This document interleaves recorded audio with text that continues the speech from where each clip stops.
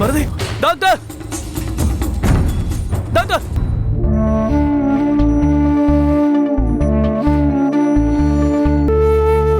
பாரதி கண்ணு முழிச்சு பாருங்க.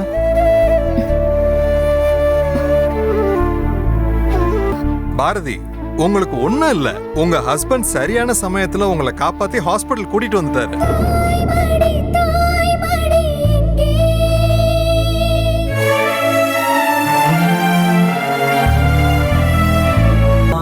மிஸ்டர் பிரதீப், அவங்க கொஞ்சம் ரெஸ்ட் எடுக்கட்டும், அப்புறமா கூட்டிட்டு போலாம். ஒரு ஆயின்மெண்ட் ஒன்னு எழுதி தரேன், அதை கண்டினியூஸா போட்டு விடுங்க, எல்லாம் சரியாயிடும். She is quite all right. Thank you. Take care. Thank you so much. என்ன பிரதீப், கோயிலுக்கு போய் விளக்கு போட்டு முடிச்சா அம்மாக்கு ஒரு ஃபோன் பண்ணி சொல்ல வேண்டாமா? அம்மா இங்க உங்களுக்காக எதிர்பார்த்துட்டு இருக்கேன். ஏன் இப்படி பொறுப்பு இல்லாம இருக்கீங்க? அம்மா, விளக்கு போட வந்த இடத்துல ஒரு சின்ன ஆக்சிடென்ட்மா. அதுவும் ஃபயர் ஆக்சிடென்ட். பாரதி உயிர் பழிச்சதே பெரிய விஷயம் ஆயிடுச்சுமா. அம்மா, விளக்கு போற இடத்துல திடீர்னு தீ பிடிச்சி எரிஞ்சிருச்சுமா. ஒரு செகண்ட்ல அந்த தீ மொத்தமும் பாரதிய சூழ்ந்துருச்சு.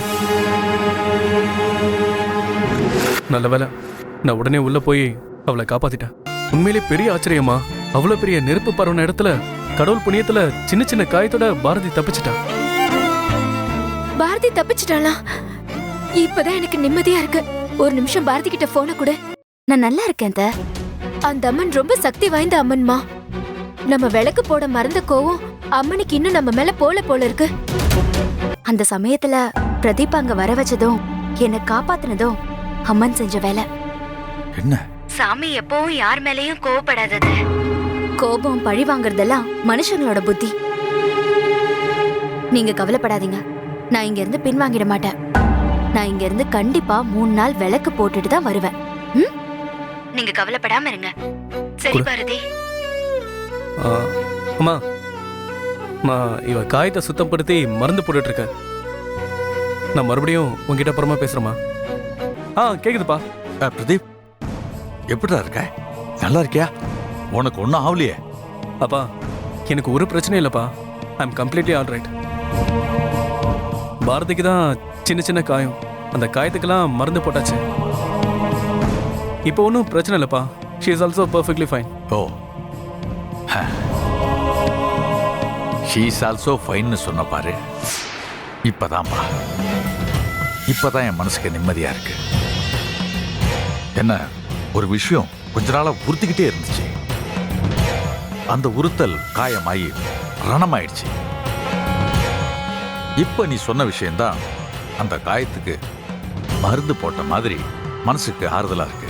அப்பா, என்னப்பா ரணம் காயம் அது இதுன்னு பெரிய பெரிய வார்த்தைலாம் சொல்லிட்டு இருக்கீங்க?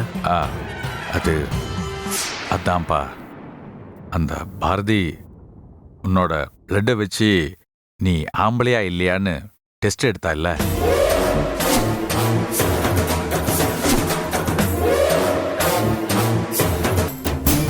ஆனா ஒரு ஆம்பளையா அது அவ்வளவு சீக்கிரம் மறந்துட முடியாதுடா.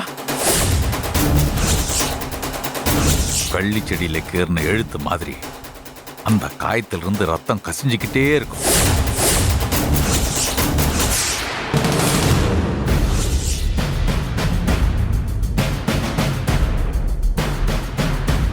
நிறைய பேருக்கு இந்த கோவில் மேல சுத்தம் இதெல்லாம் கேட்ட உடனே படபடன்னு ஆயிடும். அதெல்லாம் கடவுள் சம்பந்தப்பட்ட விஷயம் இல்லை. டாக்டர்ஸ் அதை மனநோயின்னு